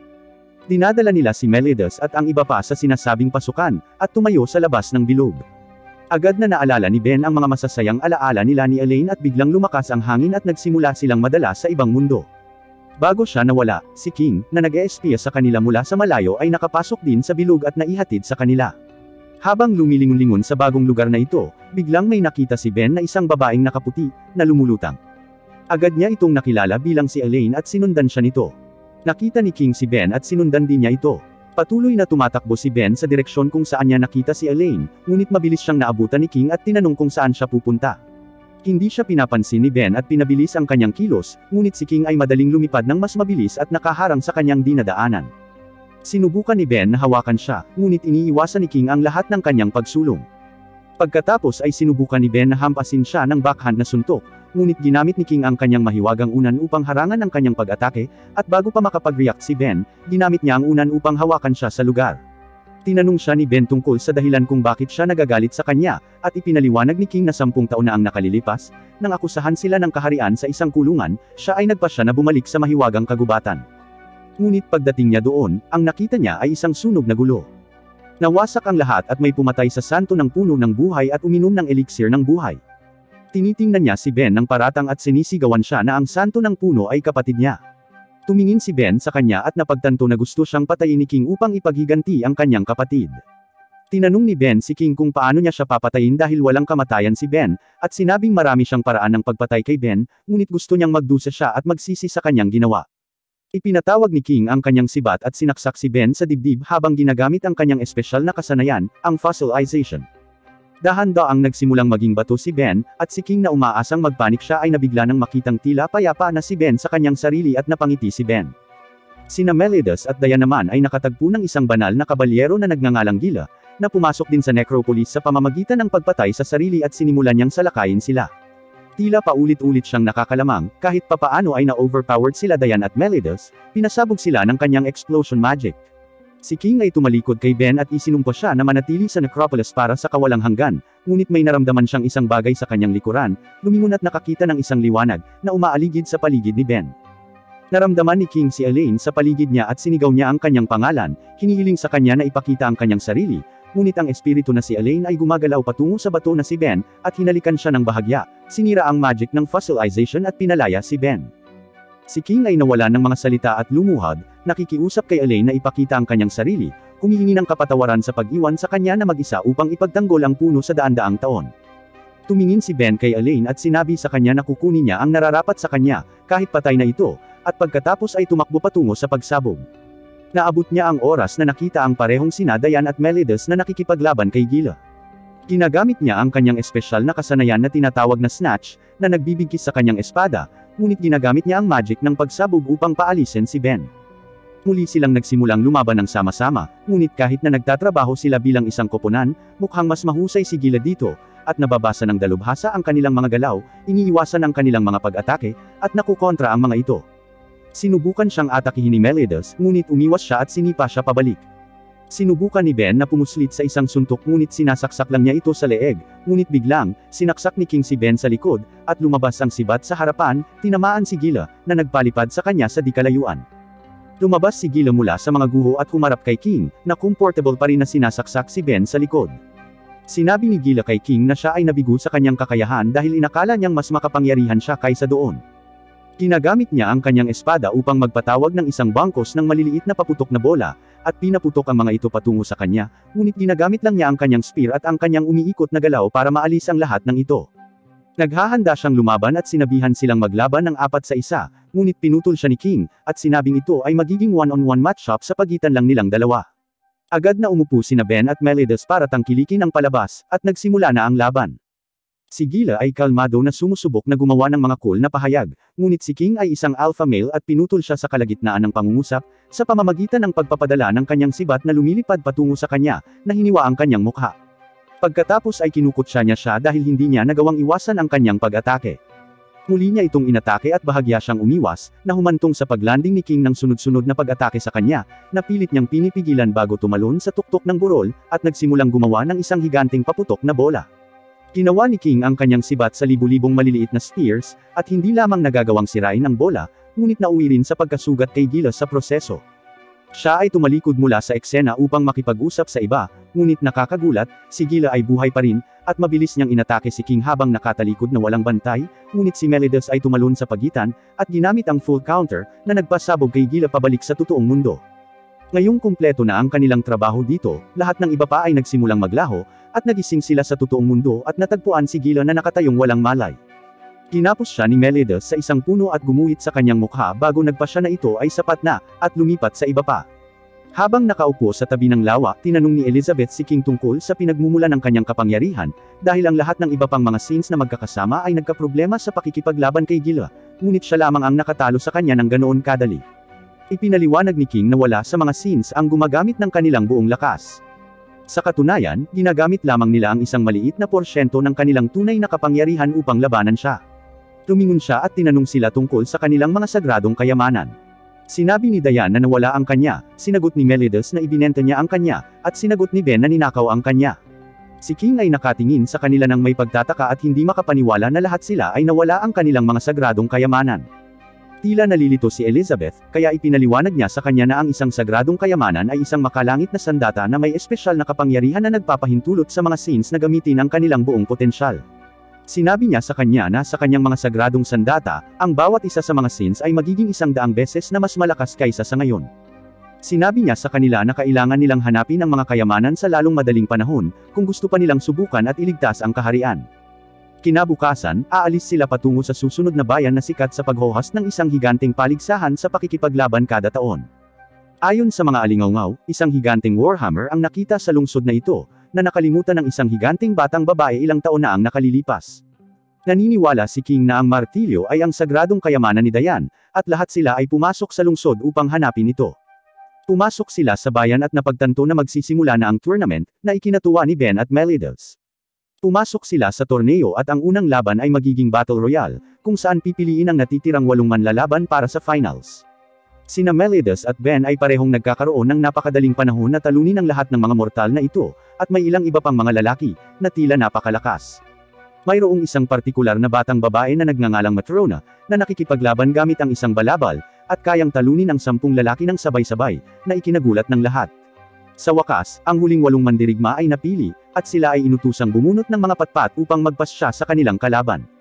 Si King ay ipinares laban sa isang matandang lasing na lalaki. Si Hauser, isang banal na kabalyero ang ipinares laban sa isang higanting matabang hangal, na dating nananalo sa mga paligsahan na ito. Si Greymoor, isa pang Holy Knight ang ipinares laban kay Metrona, at sa wakas, si Ben ay pares laban kay Meliodas. Ang unang labanan ay si Metrona laban kay Greymoor, na sa tingin ng lahat ay madaling mananalo si Greymoor. Dahil kung titignan, isang babae pa rin si Metrona. Hiniling sa kanya ng tagapagbalita na tanggalin ang kanyang balabal upang ipakita kung mayroon siyang anumang mga armas, na ginagawa niya. Nagulat si Meliodas at ang iba pa nang makitang pamilyar ang batang babae sa loob, at suot ang uniforme ng kanyang tavern, ngunit hindi ito si Elizabeth. Nagsimula ang laban at agad na nagsimula si Greymoor gamit ang kanyang espesyal na kakayahan, na naglalagay sa kanya sa isang bulan na barrier na halos hindi masisira. Patuloy na inaatake ni Metrona ang barrier, ngunit wala itong epekto dito, at patuloy na lumalaki ang barrier, na nagtutulak kay Metrona sa pinakadulo ng ring. Nagpasya si Metrona na oras na para magseryoso, at gumamit siya ng hindi kapanipaniwalang malakas na suntok at nasira ang barrier, na lubos na ikinagulat niya. Pagkatapos ay tumakbo siya patungo sa kanya at naghatid ng isang malakas na uppercut sa kanyang mukha, na nagpapadala sa kanya na lumipad mula sa bangin. Pagkatapos ay naglakad si Metrona patungo kay Meliodas at sa iba pa, at nakilala siya ni King, siya si Diane. Gayunpaman, hindi siya nakilala ni Meliodas, na ikinagalit ni Diane habang siya ay umalis. Sinundan siya ni King at tinawag ang kanyang pangalan, tumugon siya upang kumpirmahin ang kanyang hinala. Tinanong niya siya kung ano ang nangyari, at sumagot siya na sila ni Elizabeth ay nasa kagubatan upang kumuha ng ilang mga kabute nang bigla silang nakakita ng isang higanteng kabute, na nag-spray ng kung ano sa kanila at lumiit. Tinanong ni King kung nasaan si Elizabeth, at ipinakita ni Diane na nakaupo siya sa loob ng kanyang damit sa kanyang maliit na anyo. Ipinaalam ni King kay Meliodas ang tungkol dito, ngunit sinabi niya sa kanila na mag-relax lang dahil maaari itong automatikong mawala. Ang susunod na laban ay sa pagitan ni King at ang lasing na matandang lalaki. Iniisip ng lahat na mananalo si King, ngunit hindi pa nakita ni Meliodas at ng iba pa si King na lumaban ng walang sandata, at hindi sigurado kung ano ang mangyayari. Nagsimula ang laban at sinubukan ni King na atakihin ang matandang lalaki, ngunit nauwi sa pagkatisod at pagkahulog. Sinubukan niyang labanan siya, ngunit hinampos siya ng matandang lalaki sa ulo. Pagkatapos ay sinubukan ni King na gumamit ng ilang uri ng mahika, ngunit bago niya ito magawa, itinulak siya palabas ng ring ng matandang lasing, na nanalo sa labanan, at isipin mo ang kahihiyan. Ang susunod na laban ay si Hauser ang banal na kabalyero laban sa mataba. Ang laban ay nagpapatuloy tulad ng iyong inaasahan. Walang magawa si Fatty at sinabihan siya ni Hauser na aminin na lang ang pagkatalo, ngunit tumanggi si Fatty, na pumipilit kay Hauser na gamitin ang kanyang espesyal na kakayahan, na nagpapalipad sa kanya mula sa bangin. Sa wakas, oras na para sa huling labanan, na sa pagitan ni Ben at Meliodas. Pareho silang pumasok sa ring at mukhang excited na silang lumaban muli. Naalala ni Ben na noong nasunog ang mahiwagang kagubatan, isinuko niya ang kanyang sarili para sa krimen, dahil ayaw na niyang manirahan sa guild. Sa wakas isang araw, dumating si Meliodas sa bilangguan at pumunta upang tingnan si Ben. Sinabihan niya si Ben na umalis sa kanyang selda, ngunit tumanggi si Ben. Naisip niyang isa pang ordinaryong bata si Meliodas, at sinabihan siyang subukang paalisin siya sa selda. Sinundan ito ng laban ng dalawa, kung saan si Meliodas ang nanalo, at pinalayas niya si Ben. Tuwang-tuwa at masaya si Ben na makahanap ng taong makakalaban niya ng buong lakas, at pumayag siyang maging miyembro ng Meliodas team. Sinimulan ni Meliodas at Ben ang kanilang laban, kung saan napunta si Meliodas ng unang suntok, na muntik nang itapon si Ben sa labas ng ring, ngunit nakabawi siya at nagsimula ang kanilang palitan ng atake. Tila nag-aalala ang lahat sa dalawa, dahil nilalabanan nila ang napakalaking kapangyarihan at nagulat ang mga tao na alinman sa kanila ay hindi namatay. Pagkalipas ng ilang sandali, sinimulan ni Ben na gamitin ang kanyang kakayahan sa pag-agaw upang nakawin ang pisikal na kapangyarihan ni Meliodas upang pasiglahin ang kanyang sarili, at ang suntok ni Meliodas ay nagsimulang hamina at bumagal. Gayunpaman, malakas pa rin si Meliodas na habang nagsalubong ang kanilang mga suntok, nabasag ng suntok ni Meliodas ang suntok ni Ben at tinamaan siya sa bituka. Muling bumangon si Ben at hinayaan siyang tamaan siya ni Meliodas ng maraming beses hanggat gusto niya, at dahan-dahan, lahat ng kapangyarihan ni Meliodas ay nawala mula sa kanya, at siya ay bumagsak sa sahig, samantalang si Ben ay nakaramdam ng puno ng lakas at hindi kapani-paniwalang kapangyarihan. Naghahanda si Ben na tapusin si Meliodas sa isang huling suntok habang siya ay nasa lupa pa rin. Kahit tumutol ang lahat, sinuntok pa rin niya si Meliodas. Nang mawala ang alikabok, nagulat ang lahat nang makita si Meliodas na nakatayo sa ring samantalang si Ben ay nawala. Biglang, nakita ng mga tao si Ben daan-daang metro ang layo, na natigil sa gilid ng bangin. Nagulat ang mga tao kung paano ginawa yun ni Meliodas, ngunit sinabi ni Diane kay King na nakita niyang sinuntok siya ng sandali. Hinawakan ni Meliodas ang kanyang braso at nabali ito, pagkatapos ay bumangon na may kakaibang marka sa kanyang ulo, at sinuntok si Ben. Lumabas si Meliodas sa ring na parang walang nangyari, at sinabi kay Diane na kailangan niyang lumaban sa susunod, at ang laban niya ay laban kay Hauser ang banal na kabalyero. Pumasok siya sa loob ng ring at nagsimula ang laban. Hinabol siya ni Hauser, at sinubukang gamitin ang kanyang uppercut kasama ang mahika ng hangin, ngunit nagawang iwasan ni Diane ang bawat isa sa kanila. Iniisip ni Hauser na umiiwas siya dahil sa takot, ngunit hindi niya alam na ayaw lang nitong masira ang kanyang damit. Na-corner siya ni Hauser at sinuntok, ngunit madali niyang napigilan ang suntok nito. Umatras siya at gumamit ng tornado spell sa kanya, na tumama sa kanya at nasira pa rin ang kanyang damit. Muli niyang ginamit ang kanyang mahika ng hangin upang ihagis si Diane sa hangin, ngunit ginamit ni Diane ang kanyang kakayahang mag-convert upang gawing metal ang kanyang katawan at bumagsak sa ibabaw ni Hauser, na nagpabagsak sa kanya. Mabilis siyang humingi ng paumanhin sa kanya, na sinasabi na sinubukan niyang magpigil at lumayo. Ang susunod na labanan ay sa pagitan ng matandang lasing at ni Meliodas. Nagsimula ang laban at nagtanong ang matandang lasing kung anak ba siya ng totoong Meliodas, na sinagot niya na siya lang ang tunay na Meliodas. Mukhang nagulat ang matandang lalaki dahil noong bata pa siya, si Meliodas ay ganoon din ang hitsura. Ipinaalala niya kay Meliodas na siya ay mula sa kaharian ng Danaphal, na dating lugar kung saan nakatira si Meliodas. Ngunit pagkatapos, sinabi ng mga alingaungaw na winasak ni Meliodas ang buong kaharian at tumakas. Ang matandang lalaki ay patuloy na nagagalit at ibinabato sa kanya ang isang grupo ng mga bolang apoy. Hindi man lang nagtatanggol si Melides dito at hinahayaan siyang tamaan ng maraming beses hanggat gusto niya, habang inilalabas ng matandang lalaki ang lahat ng galit na nasa loob nito. Sa wakas, gumawa siya ng isang higanteng bowl ang apoy at inihagis ito patungo kay Melides, na ginagamit lamang ang kanyang nagpapawalang bisang salamangka upang ipawalang bisa ang bowl ang apoy. Tinitingnan niya ang matandang lalaki at sinabi sa kanya na hindi niya gustong saktan ang sinuman, at palagi niyang sinisikap na protektahan ang kaharian at ang kanyang mga tao. Tumakbo ang matandang lalaki sa kanya at nagsimulang umiyak habang nakayakap sa kanya. Sinabi niya na hindi siya naniniwala sa mga tsismis, ngunit nais niyang marinig ito mula sa kanya. Pagkatapos ay lumingon siya sa mga tagapagbalita at sinabi sa kanila na isusuko na niya ang laban, na ginagawa ang finals sa pagitan ni Diane at Melides. Sumakay sina Diane at Melides sa ring, habang maraming babae ang nag-cheer kay Melides, na tila kakilala niya, at sa sandaling magsimula ang laban, sinuntok ni Diane si Melides sa lupa, mukhang labis na nagseselos. Pagkatapos, nagpasya silang hindi na nila kailangang lumaban, dahil kahit sino sa kanila ang manalo ng kampyonato, maaari nilang makuha ang premyo, ang Warhammer ni Diane. Noon lang, biglang itinaboy ni Melides ang lahat ng manunood. Lumalabas na ilang Holy Knights ang malapit ng sumalakay sa bayan, at ayaw ni Melides na saktan ang mga manunood, kaya pinalayas niya sila. Sa katunayan, ang Fighting Festival ay isang bitag na itinakda ng Holy Knights para lamang maakit si Melides at ang iba pa na lumitaw. Sa pagkakataong ito, may isang espesyal na tao sa pangkat ng Holy Knight. Siya ang kapatid ni Elizabeth at ang pangalawang prinsesa ng kaharian. Alam ng pinuno ng banal na kabalyero na hindi sasalakayin ni Melides ang ikalawang prinsesa, kaya't pinadala niya ang pangalawang prinsesa ng isang mahiwagang kristal, na maaaring direktang magselyo kay Melides. Nang makita ni Elizabeth na si Melides ay naselyo, agad niyang inagaw ang kristal. Sa oras na ito, binitag ng pangalawang bantay ng prinsesa si Elizabeth gamit ang isang mahiwagang harang, na nagbabalak na ilayo siya. Siya pala ang malakas na tao na natalo ni Diane sa Fighting Festival. Maaari lamang kidnapin ni Ban ang pangalawang prinsesa at pinagbantaan ang gwardya na palayain si Elizabeth. Samantala, nag-iisang nilalabanan ni King sina Jericho at Gila, na madali sana niyang matatalo. Ngunit pagkatapos ay sinalakay ng deputy leader ng Holy Knights na si Helbram, si King. Si Helbram ay isa ring diwata, at pamilyar siya sa mga kakayahan ni King, na naglagay kay King sa isang mahigpit na laban. Sinasamantala ni Jericho at Gila ang pagkakataong makatakas, at pagkatapos ay inatake nila si Ban, na iniligtas ang pangalawang prinsesa. Ngunit gusto nilang patayin ng direkta si Elizabeth at agawin ang mahiwagang kristal, na hindi sinasang-ayunan ng pangalawang prinsesa. Kaya't hiniling ng pangalawang prinsesa sa gwardya na mabitag sina Jericho at Gila, ngunit inilabas na ni Gila ang magic bomb ng maaga. Sinubukan ng pangalawang prinsesa na protektahan si Elizabeth, ngunit direktang pinatay ng magic bomb. Nang magambala ang bantay dito, si Jericho at Gila ay tumakas mula sa magic wall, at sinamantala nila ang pagkakataon upang talunin ang bantay. Nang malapit na nilang patayin si Elizabeth at agawin ang mahiwagang kristal, winasak ni Melides ang mahiwagang kristal at lumitaw sa harap ng lahat. Ang kalahati ng katawan ni Melides ay natatakpan ng mga itim na marka, kaya naman nakakatakot ang kanyang hitsura.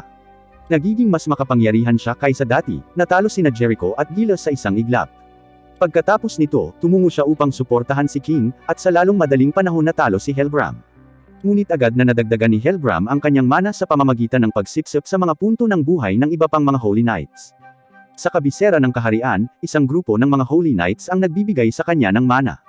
Nakuha ni Helbram ang halos walang katapusang mana at kalaunan ay napabagsak si Melides. Sa kabutihang palad, sa oras na ito, bumalik si Diane sa kanyang orihinal na laki at nakuha ang kanyang Warhammer, kung saan nagdulot siya ng isang nakakatakot na lindol. Ang Holy Knights ay nawalan ng masyadong maraming mana sa labanan, at si Helbram ay hindi na makakakuha ng higit pang mana ngayon, kaya maaari lamang silang umatras.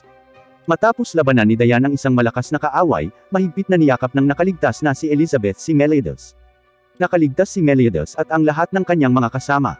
Ngunit namatay ang kapatid ni Elizabeth. Nagpasya ang gwardya na ilibing ang pangalawang prinsesa sa paborito niyang lugar. Nangako si Elizabeth na ititigil niya ang mga kalupitan ng Holy Knights at ibabalik ang kaharian sa kapayapaan. Ang 7 Deadly Sins at Elizabeth ay nasa kalagitnaan pa lang ng kanilang paglalakbay. Makakahanap sila ng iba pang mga kasama at makakamit ang pangwakas na tagumpay. Nang malaman nila na si Gother, isa sa 7 Deadly Sins, ay lumitaw sa isang kagubatan, nagtungo sila sa nayon malapit sa kagubatan. Si Melides at ang kanyang mga kasama ay kailangang lumabas upang maghanap ng ilang sangkap. Sa oras na ito, sinabi ni Elizabeth na maaari siyang bumili ng mga bagay sa bayan, ngunit iniisip ni Melides na siya ay mahuhuli ng mga banal na kabalyero. Kaya kinuha niya ang pagkakataon na hayaan si Elizabeth na magsuot ng iba't ibang sexy na damit, na sinasabing mapipigilan siya ng mga ito na matuklasan ng iba. Pero sa totoo lang, gusto lang niyang makita si Elizabeth sa mga damit na ito. Sa huli, dumating si Elizabeth sa bayan na suot ang kanyang orihinal na damit. Hindi siya natuklasan ng mga sundalong nagpapatrol, ngunit ng isang iskolar. Buti na lang at mukhang wanted na criminal din ang scholar kaya hindi na niya isusumbong ang kinaroroonan ni Elizabeth. Maya-maya, lumitaw sa kagubatan ang isang kabalyero na tila si Gothair, at agad na sumugod si Meliodas at ang kanyang mga kasamahan patungo sa kagubatan. Sa oras na ito, isang grupo ng mga Holy Knights ang nakakita kay Gothair, at sila ay nakikipaglaban. Dumating si Meliodas at ang iba pa upang suportahan si Gothair, at ang iskolar na nakilala ni Elizabeth kanina ay dumating din sa larangan ng digmaan. Sa panahon ng matinding labanan, sinimulang salakay ng Holy Knights si Gothair, sinusubukang patayin siya. Ngunit direktang nahuhuli ng iskolar ang kanilang mga pag-atake gamit ang kanyang mga kamay. Sinabi niya sa iba na ang nakasuot ng baluti ni Gothair ay hindi si Gothair, samantalang siya ang tunay. Dati, kapag magkasamang kumikilos ang 7 Deadly Sins, palaging nakasuot ng heavy armor si Gothair, kaya hindi alam ng kanyang mga kasamahan sa koponan kung ano talaga ang hitsura niya, at ito ang unang pagkakataon nilang makita ang mukha ni Gothair. Nang malaman ng Holy Knights ang pagkakakilanlan ni Gothair, ayaw nilang patayin siya dahil ang misyon nila ay patayin ang kabalyero sa armor ni Gothair, at gusto lang nilang tapusin ang gawain ito. Kaya't personal na pinutol ni Gothair ang ulo ng kabalyero, sinusubukang tapusin ang labanan ng direkta sa ganitong paraan upang maiwasang magdulot ng mas maraming casualty. Ayaw ding labanan ng Holy Knights ang 7 Deadly Sins, kaya kinuha nila ang ulo ng knight at umalis. Sa katunayan, alam ni Gothair na ang pagputol sa ulo ng kabalyero ay hindi makakapatay sa kabalyero, dahil ang kabalyero ay hindi isang tao kundi isang halimaw. Ang halimaw na ito ay dating isang Holy Knight, ngunit siya ay nawala sa kanyang isip at naging isang baliw na halimaw. Si Gothair, upang pigilan ang kabaliwan ng halimaw, ay inilagay siya sa baluti. Ngunit ngayon ang kabaliwan ng halimaw ay hindi mapigilan. Pagkatapos ng matinding labanan, napatay nila ang halimaw. Ipinapalagay nila na ang banal na kabalyero ay nag-mutate pagkatapos matanggap ang kapangyarihan ng mga demonyo, at kalaunan ay naging isang halimaw. Ang mga kamakailang recruit ng Holy Knights ay ginawa gamit ang kapangyarihan ng mga demonyo, na lubhang nakakatakot. Ang Holy Knight ay may dalawang pinuno, ang isa ay si Hendrickson at ang isa ay si Dreyfus. Laging naniniwala si Hendrickson na ang Holy Knights ay nangangailangan ng isang mahusay na digmaan upang patunayan ang kanilang halaga, kaya gusto niyang gumawa ng isang bagay na talagang nakakabaliw. Nais niyang ibalik ang mga demonyo sa mundo ng mga tao, at pagkatapos ay hayaan ang mga banal na knight na gamitin ang kapangyarihan ng mga demonyo upang talunin ang mga demonyo. Noong unang panahon, ang mga demonyo ay sinelyuhan ng mga Diyos. Napakaliit na lamang ng bilang ng mga demonyo sa mundo ngayon. Kung ang isang malaking bilang ng mga demonyo ay darating sa mundo, ang mga kakilakilabot na sakuna ay magaganap. Nalaman kamakailan ni Dreyfus ang ideya ni Hendrickson, at nabigla siya dito. Naniniwala rin siya na ang Holy Knights ay nangangailangan ng isang mahusay na digmaan upang patunayan ang kanilang halaga. Ngunit pinili niya ang 7 Deadly Sins bilang kanyang kaaway. 10 taon na ang nakalilipas, siya at si Hendrickson ang pumatay sa dating pinuno ng Holy Knights at sinisi ang krimen sa 7 Deadly Sins. Ngayon ay nagsisisi si Dreyfus dahil alam niyang baliw si Hendrickson at hindi niya mapigilan si Hendrickson. Samantala, biglang lumitaw ang isang salamangkero sa tavern ni Meliodas. Maaari siyang mag-cast ng teleportation magic, kaya nagagawa niyang i-teleport ang sarili sa kahit saan niya gusto. Ang salamangkero ay maaari ring magdala ng iba kasama niya kapag nag-teleport, kaya kinuha niya sina Elizabeth at Hawke, na nag-teleport sa kanila sa kabisera ng kaharian. Sa pagkabalisa, nagpasya si Meliodas na ihinto ang paghahanap sa mga natitirang miyembro ng 7 Deadly Sins, at direktang tumungo sa kabisera upang labanan ang Holy Knights at iligtas si Elizabeth. Malayo na sila ngayon sa kabisera, kaya ibinato ni Dayan sina Meliodas, Ban, at Gothair. Sa mahusay na puwersa ni Dayan, sila ay direktang itinapon sa kabisera, na nakakatipid ng maraming oras. Malapit nang mahulog sina Meliodas, Ban, at Gothair sa labas ng kabisera. Maraming Holy Knights ang nagtatanggol sa kabisera. Pagkatapos ay nilalabanan nila ang Holy Knights at hindi nagtagal ay natalo sila. Kasabay nito, isang grupo ng mga tao ang sumalakay sa kabisera, at sila ay nagmula sa ibang kaharian, na ang hari ay kilala bilang Haring Arthur. Nang malaman ang mga kalupitan ng Holy Knight, dumating si Haring Arthur upang labanan sila. Ginagamit niya ang kanyang hukbo upang pilitin si Hendrickson na lumabas at makipag-ayos sa kanya, ngunit ang kanyang hukbo ay isang ilusyon lamang. Sa katunayan, isang babaeng mage lang ang dinadala niya dito. Nag-aalok si Haring Arthur na makita ang hari, ngunit tinanggihan siya ni Hendrickson. Kaya nagsimula ng tunggalian si Haring Arthur sa kanya. Inilagay si Elizabeth sa selda, at sinira ni Hawke ang pinto at pinabagsak ang mga gwardya, hinayaan si Elizabeth na makatakas. Gayunpaman, hindi siya maaaring umalis sa palasyo sa oras na ito, dahil ito ay isang larangan ng digmaan sa labas. Kaya nagpasya siyang pumunta muna sa kanyang ama, ang hari ng kaharian. Sa oras na ito, sina King at Diane ay patungo sa kabisera. Ipinatawag ni King ang isang halimaw na ang bibig ay portal na maaaring mag-teleport sa kanya at kay Diane doon.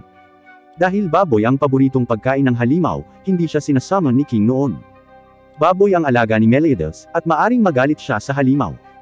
Kaagad pagkatapos, sinubukan ni Diane na makapasok sa bibig ng halimaw, ngunit sa kanyang higanteng katawan, siya ay hindi sinasadyang na-stuck.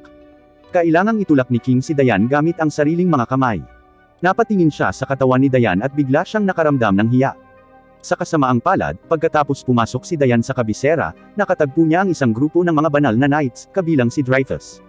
Hindi niya kayang talunin ang napakaraming Holy Knights at mabilis siyang natalo. Nang makatakas si Diane, hinahabol siya ni Helbram at ng iba pa. Nagkakas ng mahika si Helbram para sirain ang mga gusali sa lungsod nang hindi isinasaalang-alang ang kaligtasan ng mga mamamayan nito. Nang mapansin na nasa panganib ang mga mamamayan, agad na sumuko si Diane sa pagtakbo at pinoprotektahan ang mga mamamayan gamit ang kanyang katawan, na nagpapahanga kina Hauser at Gila. Nagpasya silang tulungan si Diane na lumaban sa Holy Knights. Saglit silang lumaban, ngunit hindi nagtagal ay dumating si Dreyfus, at kalaunan ay natalo sila. Sa kabutihang palad, dumating si Gother upang tumulong at ginawa niyang umiwas si Gila sa mga pag-atake ni Dreyfus. Ngunit sa sumunod na segundo, tinusok ni Dreyfus ang katawan ni Gother. Samantala, nahuhulog siya sa isang bangungot. Minsan na niyang pinatay ang dating pinuno ng Holy Knight, at ngayon siya ay nasa kasalanan at sakit para dito. Lumalabas na noong sinaksak ni Dreyfus si Gother, inihagis din ni Gother ang kanyang mahika para mabitag si Dreyfus sa isang bangungot.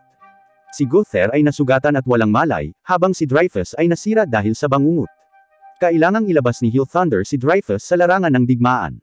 Pagkatapos ay sinubukan ni Helbram na patayin si Diane, at sa oras na ito, dumating si King sa oras upang harangan ang pag-atake para kay Diane. Nang makita si King, inalis ni Helbram ang kanyang disguise at nagbago sa kanyang orihinal na anyo. Isa rin siyang diwata at dating kaibigan ni King. Si King ay orihinal na hari ng lahi ng diwata, ngunit sabik siyang makipagsapalaran, kaya't umalis siya sa kanyang tinubuang bayan at sumali sa 7 Deadly Sins. Sa panahong ito, ang mga diwata ay pinagtaksilan ng mga tao, at marami sa kanila ang namatay. Pagkatapos nito, si Helbram ay naging isang anyo ng tao, na sa tingin niya ay nagpapahintulot sa kanya na panatilihin ang puot sa isip, at nagsimulang maghiganti sa ibang mga tao. Alam niya na maraming tao ang papatayin sa ilalim ng plano ni Hendrickson, kaya handa siyang tulungan si Hendrickson. Ngayon si Helbram ay naging isang diwata, at gusto niyang labanan si King. Naniniwala siya na kung hindi umalis si King sa kanyang tinubuang bayan, hindi sana sinalakay ng mga tao ang mga diwata. May kasalanan din si King dito, pero hindi siya maaaring sumuko. Dapat niyang talunin si Helbram para sa kapakanan ng kanyang mga kasama. Sa huli, nagawa ni King na patayin si Helbram at manalo sa labanan. Ngayon tingnan natin ang isa pang laban. Pagkaraan ng ilang oras, natalo ni Hendrickson si Haring Arthur. Habang papatayin niya na si Haring Arthur, pinigilan siya ni Meliodas. Pagdating ni Meliodas at ng kanyang mga kasama sa kabisera, ang mga kasama ni Meliodas ay lumalaban sa iba pang mga Holy Knights, habang direktang hinarap ni Meliodas ang pinuno ng Holy Knight na si Hendrickson. Sa oras na ito, dumating si Hill Thunder at nag-aalok na labanan si Meliodas sa lugar ni Hendrickson. Sa panahon ng laban, muli niyang sinabi na siya ay naging mas malakas kaysa sa 7 Deadly Sins, ngunit hindi ito isang katotohanan. Code word pala ang sinabi niya. Noong bata pa si Hill Thunder, hinimok siya ni Meliodas na magsanay ng husto, at maging mas malakas kaysa sa 7 Deadly Sins, at mula noon, ang mga salitang ito ay naging patunay ng kanilang pagkakaibigan. Si Hill Thunder ang kasintahan ng unang prinsesa ng kaharian, kaya ikinulong ng mga banal na kabalyero ang unang prinsesa upang pilitin si Hill Thunder na harapin ang 7 Deadly Sins. Nang salakayin ni Meliodas ang kabisera, sa wakas ay nakahanap ng pagkakataon ang unang prinsesa upang makatakas. Dumating ang unang prinsesa sa larangan ng digmaan at sinabi kay Hill Thunder na wala na siya sa panganib. Pinutol ni Hill Thunder ang braso ni Hendrickson sa isang iglap, at ngayon ay tutulungan niya si Meliodas sa sarili niyang kusa. Ang paghihimagsik ni Hill Thunder ay nagdudulot ng pagbabago kaagad, at mabilis na natalo si Hendrickson. Sa oras na ito, ang salamangkero na dati nang kumidnap kay Elizabeth ay naghagis ng mahika upang dalhin si Meliodas at ang iba pa sa mga ilusyon. Ang salamangkero ni King Arthur ay agad na nag-alis ng mahika at natalo siya. Pagkatapos ay ibinunyag ng salamangkero ni King Arthur ang kanyang tunay na anyo, at siya ang sin of gluttony sa 7 Deadly Sins, si Merlin. Nakita ni Merlin ang lokasyon ni Elizabeth at dinala niya ang kanyang mga kasama sa silid ng hari, kung saan nananatili si Elizabeth sa tabi ng hari. Tapos pumunta dito si Dreyfus. Minsan niyang pinatay ang dating pinuno ng Holy Knight kasama si Hendrickson para sa makasariling pagnanasa at sinisi ang krimen sa 7 Deadly Sins. Ngayon ay nakaramdam ng pagkakasala at panghihinayang tungkol dito, sumuko siya sa hari at handang tanggapin ang anumang parusa. Kaya't iniutos ng hari na tanggalin si Dreyfus sa opisina at inilagay siya sa isang piitan. Dapat ay natapos na ang labanan sa pagitan ng Seven Deadly Sins at ng Holy Knights. Ngunit sa sandaling ito, muling may umatake sa kastilyo. Si Hendrickson, na orihinal na malubhang nasugatan, ay gumaling, at ginawa pa niya ang lahat ng mga banal na knights na nakainom ng dugo ng mga demonyo sa pamamagitan ng isang spell. Ang mga Holy Knight na ito ay nagiging mga halimaw at nagsimulang mabaliw na umatake sa lahat ng tao. Ang mga kasama ni Meliodas ay tumungo upang labanan ang mga halimaw, at muling hinamon ni Meliodas si Hendrickson. Ngunit ngayon ay mas malakas si Hendrickson kaysa dati, sinaksak si Meliodas sa isang iglap at nakuha si Elizabeth. Alam ni Dreyfus na gagawin ni Hendrickson ang kanyang nakakabaliw na plano, kaya tumakas siya mula sa piitan at sinubukang pigilan si Hendrickson. Napakalakas ni Dreyfus kaya mabilis niyang nasugatan si Hendrickson at nagtagumpay. Ngunit nakuha ni Hendrickson ang kapangyarihan ng mga demonyo, at gaano man karaming pinsala ang mayroon siya, gumagaling siya kaagad. Kaya sinubukan ni Dreyfus na patayin si Hendrickson ng direkta sa kanyang pinakamalakas na pag-atake, ngunit nabigo siya. Nang naglalaban sila, aksidenteng nasugatan si Elizabeth. Mabilis maubos ang mana ni Dreyfus, ngunit marami pa ring mana si Hendrickson.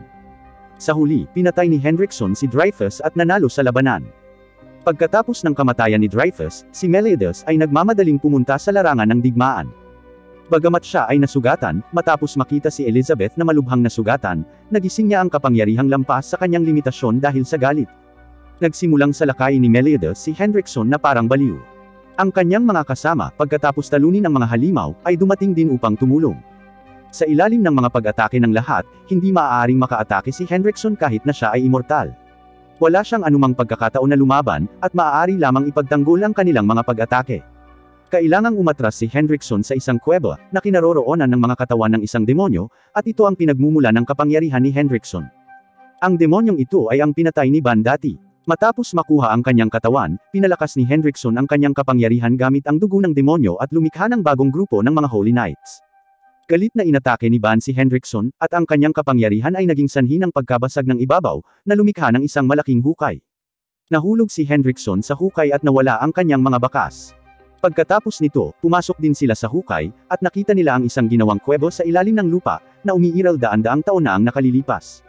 Sa loob ng kuweba, nakasalubong nila si Hendrickson. Sa likod ni Hendrickson ay isang mas malaking patay na katawan ng isang demonyo, na isang mas mataas na antas ng demonyo. Uminom pala ng dugo ng dating demonyo si Hendrickson para lang lumakas ang kanyang pisikal na lakas, at hayaan ang kanyang katawan na makatanggap ng mas malakas na kapangyarihan. Ang kanyang tunay na layunin ay upang makuha ang kapangyarihan ng mataas na antas ng demonyong ito at pagkatapos ay muling buhayin ang higit pang mga demonyo. Agad na iniksyon ni Hendrickson ang dugo ng mataas na antas ng demonyo sa kanyang katawan, at pagkatapos ay nagbago ang kanyang hitsura, at ang kanyang kapangyarihan ay pinahusay. Sa puntong ito sa ibabaw, sinabi ni Hill Thunder ang katotohanan tungkol sa lahat sa iba pang mga Holy Knights, na pagkatapos ay ipinaalam na ang Seven Deadly Sins ay pinagbintangan at na ang tunay na salarin ay si Hendrickson. Kaagad pagkatapos, ang Seven Deadly Sins ay biglang bumalik mula sa ilalim ng lupa. Dumating din si Hendrickson sa ibabaw sa pagtugis sa kanila. Sinubukan ni Meliodas na salakayin si Hendrickson, ngunit ang kanyang espada ay hindi man lang makatusok sa balat ni Hendrickson. Gustong tulungan ng ibang mga Holy Knights si Meliodas. Kaya gumawa si Hendrickson ng mahika upang lumikha ng itim na nyebe. Ang lahat ng Holy Knights na humipo sa mga itim na snowflake ay namamatay kaagad, at ang natitirang mga Holy Knights ay umiiwas sa mga itim na snowflake habang nakikipaglaban kay Hendrickson. Ngunit ang kanilang mga pag-atake ay hindi makakasakit kay Hendrickson. Sina King at Dayan ay magkasamang inatake si Hendrickson ngunit hindi ito nagdudulot ng pinsala sa kanya.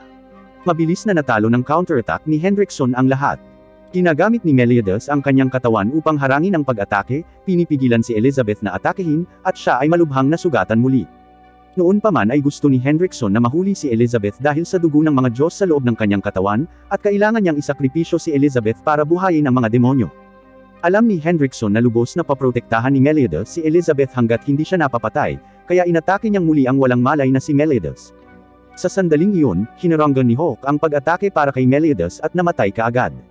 Si Hawk ay ang alagang hayop ni Meliodas at ang kanyang pinakamalapit na kaibigan, at si Elizabeth ay malapit din kay Hawk. Ang kamatayan ni Hawk ay gumising sa kapangyarihan ng Diyos ni Elizabeth, at ginamit niya ang kanyang natutulog na kapangyarihan upang pagalingin ang lahat ng sugatang tao sa paligid niya. Sa katunayan, si Elizabeth ay palaging may ganitong mahiwagang kapangyarihan, ngunit hindi niya ito alam noon. Dati, noong malapit nang mamatay ang pangalawang prinsesa, naapektuhan din siya ng kapangyarihang ito at tuluyang nakaligtas, ngunit walang nakakaalam na buhay pa ang pangalawang prinsesa. muli, nagpakawala si Hendrickson ng malakas na mahika sa pagtatangkang patayin ang lahat. Sa pagkakataong ito ay sumali na rin si Elizabeth sa laban, pinalabas ang mahika ng mga Diyos laban sa mahika ng mga demonyo. Sa huli, sinisira ng mahika ng mga Diyos ang mahika ng mga demonyo, na nagpapahintulot sa mas malawak na hanay ng mga tao na makabawi. Sa kasamaang palad, ang mga patay na nilalang ay hindi na muling mabubuhay. Nawalan ng malay si Elizabeth sa pagkaubos ng kanyang mana. Inilagay ni Meliodas ang unang prinsesa sa pangangalaga ni Elizabeth, at siya at ang kanyang mga kasama ay malapit ng patayin si Hendrickson upang ipaghiganti si Hawke. Dati, sila ay pagod sa tuloy-tuloy na laban, at iyon ang dahilan kung bakit sila ay natalo ni Hendrickson. Sa tulong ni Elizabeth, bumalik sila sa kanilang pinakamabuting kalagayan. Ngayon ay hindi na sila kayang talunin ni Hendrickson. Ngunit hindi pa rin sila maaaring magdulot ng sapat na pinsala kay Hendrickson, na maaaring gumaling kaagad mula sa mga pinsala. Kung hindi sila makapagdulot ng nakamamatay na pinsala kay Hendrickson sa isang pagkakataon, hindi nila ito matatalo. Kaya nag-isip ng paraan si Meliodas para matalo siya. Hiniling niya kay Gother na sabihin sa lahat ang tungkol sa pamamaraan ng lihim sa pamamagitan ng telepathy. Pagkatapos nito, humakbang siya pasulong upang makipagharap kay Hendrickson sa malapitang labanan, habang ang iba ay inaatake si Hendrickson mula sa malayo. Kakaiba, ang mga pag-atake ng iba ay nagdudulot ng malaking pinsala kay Meliodas, ngunit si Hendrickson ay halos hindi nasugatan. Iniisip ni Hendrickson kung patuloy siyang lalaban ng ganito, siguradong mananalo siya. Noon, direktang inatake ng mga kasama ni Meliodas si Meliodas. Naguguluhan si Hendrickson, ngunit sa sumunod na segundo, nabigla siya. Si Meliodas ay biglang nagtataglay ng napakalakas na mahika. Lumalabas na may kakayahan si Meliodas na ibalik ang mga pag-atake, at ngayon pa lang ay lihim niyang inimbak ang lahat ng pag-atake ng iba, at ngayon ay malapit na niyang ilabas ang lahat ng ito. Sa pagkakataong ito, tinapos ng atake ni Meliodas si Hendrickson, at nanalo siya. Ngunit sa parehong oras, si Meliodas ay nasugatan ng husto dahil tiniis niya ang labis na pag-atake, at halos hindi siya makatayo. Pagkagising, tinulungan ni Elizabeth si Meliodas na makatayo. Pagkatapos ay dumarating din ang hari sa larangan ng digmaan. Ipinagtapat ng mga banal na kabalyero ang kanilang mga krimen sa hari at hiniling sa kanya na parusahan sila ng malubha. Hindi sila hinatulan ng hari. Gayunpaman, inanunsyo niya na mula ngayon, lahat ng Holy Knights ay walang holiday, at dapat silang tumulong sa mga mamamayan hanggang sa maayos ang lahat ng pinsalang dulot nila. Gayon din, pinatunayan ng hari ang inosente ng 7 deadly sins sa publiko, na tinutulungan silang maalis ang kanilang mga hinaing. Mas nakakagulat, si Hawke ay hindi ganap na namatay. Siya ay naging isang sanggol na baboy at bumalik sa tabi ni Meliodas. Maya-maya, bumalik din sa kabisera ang pangalawang prinsesa. Nang makita siya, laking gulat ni Elizabeth. Magkayakap sila ng mahigpit, ninanamnam ang kaligayahang matagal nang nawala. Ang labanan ay tapos na. Lahat sila ay bumalik sa isang mapayapang buhay. Pagkalipas ng ilang araw, binisita ni Hillthunder si Meliodas, sinabi sa kanya na nagpasya siyang maglakbay. Dati, si Hillthunder ay nakagawa ng maraming masasamang bagay sa ilalim ng utos ni Hendrickson, at ngayon ay gusto niyang tulungan ang pinakamaraming tao hanggat maaari upang mabayaran ang kanyang mga nakaraang aksyon. Ang ibang mga Holy Knights ay gumawa ng katulad na pagpipilian, at lahat sila ay nagpapasalamat sa 7 deadly sins. Tungkol naman kay Elizabeth, umalis na siya sa pangkat ni Meliodas at bumalik sa palasyo. Namimiss niya ang mga araw na nakikipagsapalaran siya kasama si Meliodas. Ngayon, ang 7 deadly sins ay aalis sa kaharian, at sila ay inanyayahan ni Haring Arthur na maglakbay sa kanyang bansa. Gustong magpaalam ni Elizabeth sa 7 deadly sins, ngunit hinayaan ni Meliodas ang higanteng baboy na direktang pumunta sa labas ng palasyo. Inanyayahan niya si Elizabeth na maglakbay kasama niya, at masayang sumang-ayon si Elizabeth at umalis kasama niya. Pagkatapos nito, si Elizabeth at ang 7 deadly sins ay nagsimula sa isang bagong paglalakbay. Sa hinaharap, mas marami silang mga pakikipagsapalaran at hamon, ngunit walang makakapigil sa kanila dahil sila ang pinakamahusay na koponan kailanman. Ang unang season ng The 7 Deadly Sins ay nagtatapos sa isang napakasiglang pagtatapos. Ang 7 Deadly Sins, na napagbintangan, sa wakas ay pinatunayan ang kanilang kawalang kasalanan at naging isang bayani ng kaharian, habang binabayaran ng masasamang kontrabida ang halaga na nararapat sa kanila para sa kanilang masasamang gawa. Noong una, mas malakas si Hendrickson kaysa kay Meliodas, at marami siyang taga-suporta. Ngunit sa huli, nanalo si Meliodas dahil lahat ng mga taga-suporta ni Hendrickson ay nagsimulang sumuporta kay Meliodas. Ang mga tao ay maaaring paminsan-minsan ay malinlang ng masasamang kasinungalingan, ngunit sa huli, lagi nilang matutuklasan ang katotohanan.